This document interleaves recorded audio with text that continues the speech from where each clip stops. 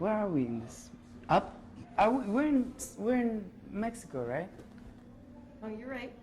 We're in Mexico. Do you No, know? I'm saying, yeah, because I didn't know whether we're in South America. I just lost my, I thought we might be in Europe, because you're like, all right. Forgive him his confusion. He's gone through the pages of an entire passport in a few months, as the tour has taken him to dozens of countries throughout Europe, South America, almost every nation in Africa, except the one considered too unsafe for the trophy tour.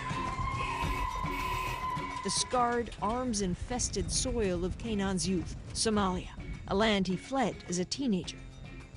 But what would 12-year-old Canaan do if he was standing out there in that audience and watching? Be relieved, I think.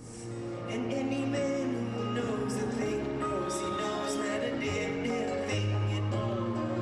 And every time I felt the hurt in my throat, kept me off the wall. I'm just gonna take a minute and let it ride. I'm just gonna take a minute. Relieved life hasn't turned out as it so easily could have.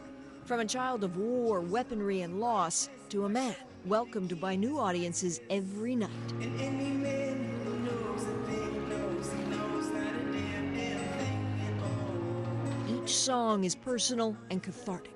And I felt the giving me up off the wall. I'm just gonna take a minute and let it ride. I'm just gonna take a minute and let it. Canaan was long ago diagnosed with post-traumatic stress disorder and still suffers from depression. But he works through everything by writing, including the death of his very first girlfriend, Fatima, shot dead on a Mogadishu street when he was only 12. Fatima, what did the young man say before he stole you away on that fateful day? Fatima, Fatima, did he know your name or the plans we made to go to New York City? Fatima, these are good sentences about tragic things. Somalia needs all gunmen right out the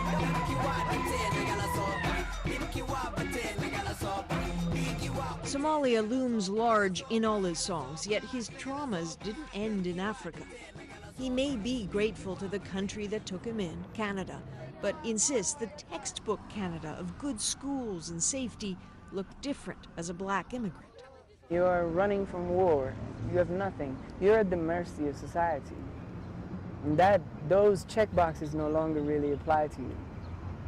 You don't get the great schools.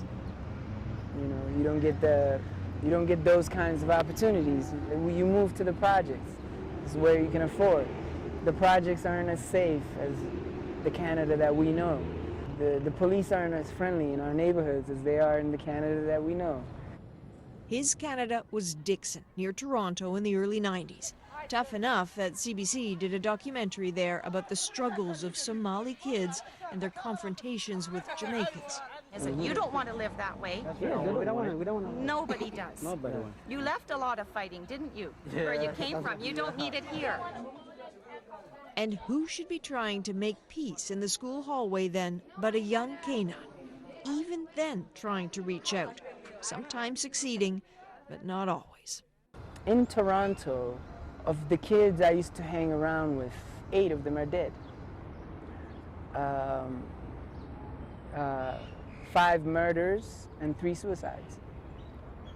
So if you imagine the span of time that I was in Canada as a teenager, having 8 of your close friends die is it can result into a lot of problems and a lot of resentment to the country and a lot of reason to write.